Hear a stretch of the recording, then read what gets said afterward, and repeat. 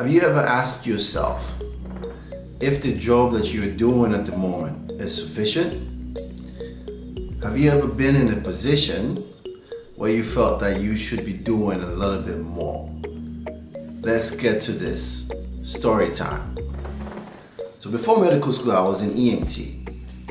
And me and my partner, I used to have a partner that I used to work with a lot.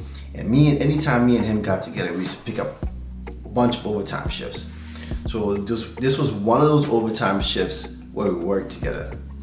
And it was nighttime, past 12 o'clock, so I was knocked out on the side and he was knocked out. We had parked somewhere else and we were both knocked out. The radio goes off and we hear blah blah blah, you gotta go to so and so address. Give us like a brief description, but it doesn't really tell us exactly what's going on. So we rush over there. I'm still sleeping because I'm on the side, he's driving. So I'm still kind of groggy, sleeping. And then we finally get to this place and we pull over right in front of the gate. I open my eyes, I look at the gate, and instantly all the sleep, all the grogginess that was in my body was completely gone. It was as if I'd had a whole can of Monster. I was so wide and awake and sharp. I jumped out my door, rushed to the back of the ambulance, grabbed the stuff that we needed. Now, as an EMT, after you've been to a whole bunch of calls, you start to be able to get a feel for the calls that are more serious versus the calls that are not as serious, based on the environment that you get into. Just the first look at it. When we first got there was a man at the gate, looking panicked, gesturing for us to hurry up. So, of course, we grabbed our stuff, we rushed upstairs, and upstairs we saw this young girl, probably 16, 17 years old. I forget the age. On the floor, barely responsive, barely breathing. We find out that she's asthmatic. We call the paramedics. We start treating her, doing the best that we can. We put some albuterol on her, some oxygen on her. The paramedics arrive very quickly. They intubate her, and we rush her straight to the emergency room. I remember personally that I felt at that particular moment that this is not where I want my contribution to end. This is not all I want to be doing. I want to do a little bit more. Now, this was not necessarily the first time that I decided that I wanted to be a doctor. But it was one of the times that confirmed for me that being a doctor was what I needed to be. Now, having made it through undergrad, medical school, residency, and now currently being in fellowship, am I happy to be in the position that I am? Am I happy to be a doctor after being through all of these different things that I've been through? Let's talk about that. What's up, guys? My name is Dr. Safo Asante. I'm the successful IMG, successful because I matched, and I'm here so that you can as well. If you can see the environment that I'm using in my video right now, it's a little bit different from the environment that I used to use before, but it's different, but it's not that it's been significantly upgraded. I just put a light and I got a new camera. The video of me unboxing that camera and the things that I bought are down below if you want to watch those. I was just trying to upgrade the quality of my videos, and I hope that you like this quality. And hopefully this quality shows itself to be a little bit better than the quality that I had before. So, why would I even make a video about being happy or not? The journey to becoming a doctor is not an easy journey. And a lot of people don't make it. A lot of people end up being stressed. A lot of people end up finding out that the decision that they made was the wrong decision. And this is after a very long time, after they've put so much time and effort into getting to where they want to be. So before even getting into whether I am happy as a physician, you have to be aware of the kind of drawbacks that are linked to the journey of becoming a doctor. Drawback number one, the length of time that it takes to become a physician is extremely long. I would say too long. I remember my friend asked me when I was going to do a fellowship when I finished residency. I said, there's no way I'm doing a fellowship because I just want to start working and start making money because I've spent all my life in school. I'm tired of it. But that's another story. I ended up doing a fellowship irregardless, and I love the fellowship. But I'm going to tell you my viewpoints from being a fellow. Maybe my viewpoints will change a little bit more once I become a full attendant working after my fellowship. Maybe they won't. Maybe they will, maybe they won't. I don't know. But I'll make another video about that, and I'm sure that you will watch it. I'm just kidding. But anyway, so drawback number one, it takes a long time. To become a doctor, you go through high school, which is 4 years. You go through undergrad, which is another 4 years. This is talking about being a doctor in the US. You go through undergrad, which is 4 years, like I said, and then you go to medical school, which is another 4 years. So that's already 12 years of schooling. And then you go to residency, and residency ranges from 3 years from the primary specialties to about 6 years for the surgical specialties. So if you have another 3 years, that's like 15 years in addition to that. If residency is 6 years, then that's going to be 18 years total you spend in school. And if you decide to do a fellowship, you're punishing yourself extra. Fellowships run from like 1 to 2 years. So if it's 1 year, that's like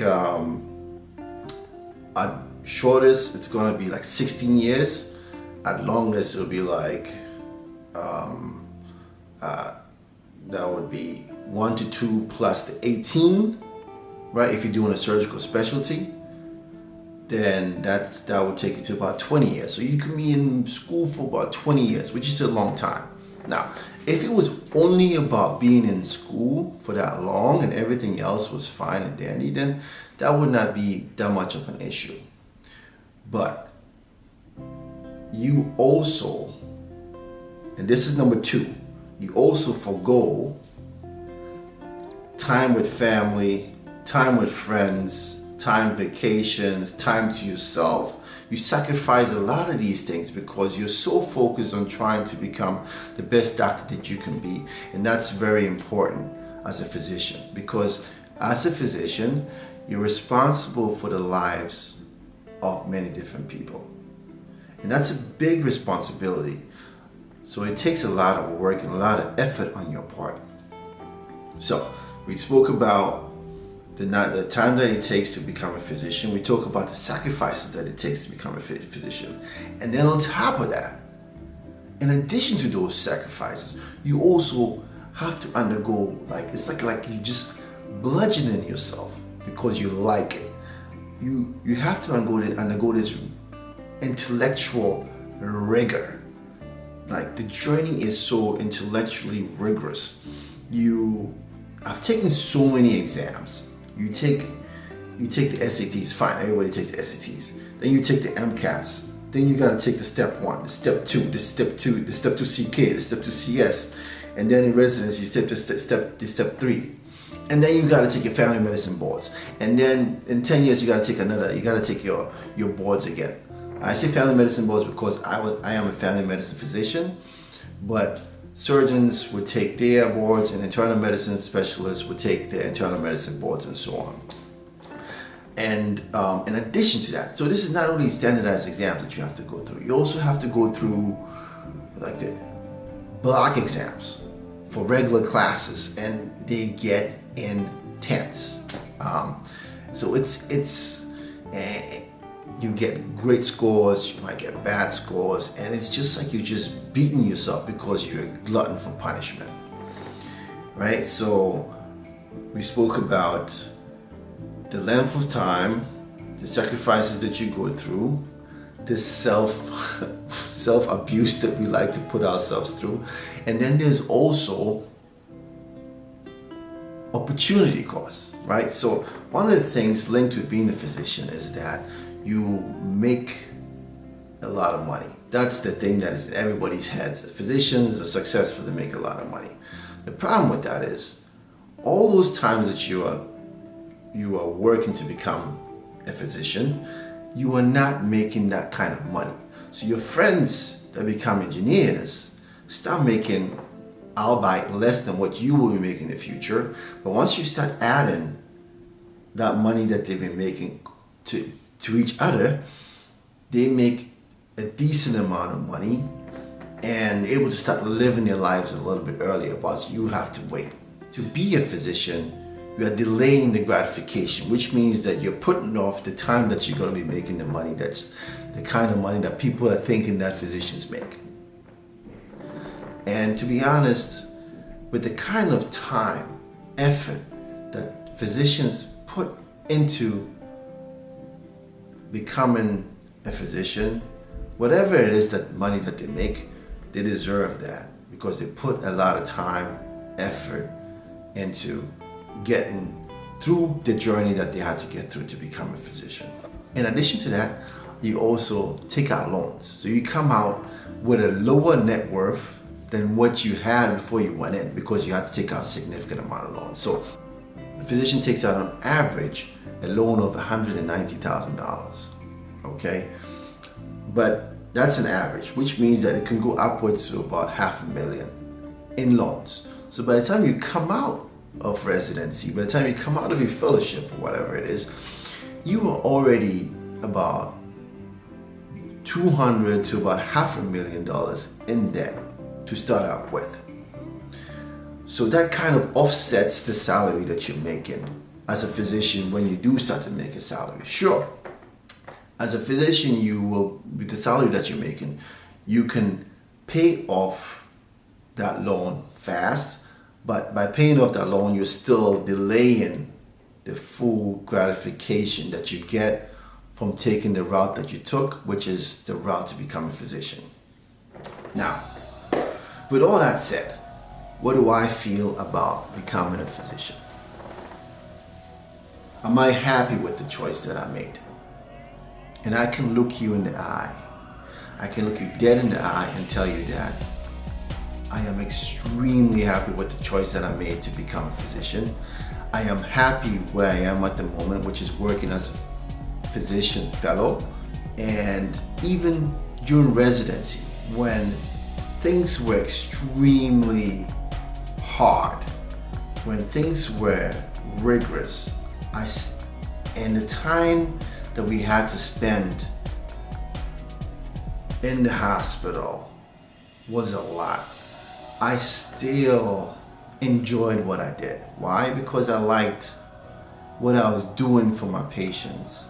I liked trying to figure out what was going on with my patients. I liked trying to figure out what the disease was that was afflicting my patient from the symptoms that they presented with. And sometimes it's like a puzzle. Sometimes it's not straightforward. And sometimes you have to really dig deep, order a bunch of labs, order some imaging, and do a whole bunch of research, and then finally come up with an answer. So I like that whole process. So even though residency was very rigorous, even though residency was very time intensive, I still liked what I was doing. So where does that leave you guys? In picking medicine as a career, and it is a career, in picking medicine as a career, you have to really look at it and try to decide whether this is for you. Okay, it can't be one of these things where you say, my family thinks doctors are prestigious and they can't see me doing anything else. It has to be something that you want to do. And it can't just be something along the lines of, I just want to help people. There are many different ways you can help people. It has to be something that will make you fulfilled. So what you should do is make sure you shadow somebody that is a doctor. Make sure you talk to some doctors and ask them about their lifestyle. Ask them about the different things that the different ideas you have as a doctor, and let them tell you about what it truly is like. Do your research and research other positions, other kinds of jobs, and try to figure out whether those jobs will be better for you as a whole. So I hope that you guys got a little something from the video, and I hope that those of you that want to become doctors and that you truly want to become doctors, that this helps you and confirms your passion for medicine. And for those of you that do not, are kind of like on the fence and you're not sure if you want to be a doctor, and you might have a different some other options in mind, I hope this video gives you some ideas to think about and gives you the push to put a little bit more research into the direction in which you want to go, so that at the end of the day, the life that you're living is a life that you enjoy living, because that's what it boils down to. It's not about money, it's not about pleasing anybody, it's about living the life that will make you happy. For me, I've been able to find that with medicine and the kind of things that I'm doing, and I hope you guys are able to find the career that best suits you. If it's medicine, sure. If it's something else, sure. But don't be tied down by extraneous things. Make sure you hit that like button, make sure you hit the notification bell, and make sure you hit the subscription button. This way my video can reach a lot more people and it can help a lot more people like you. Thank you. Dr. Safo Asante out.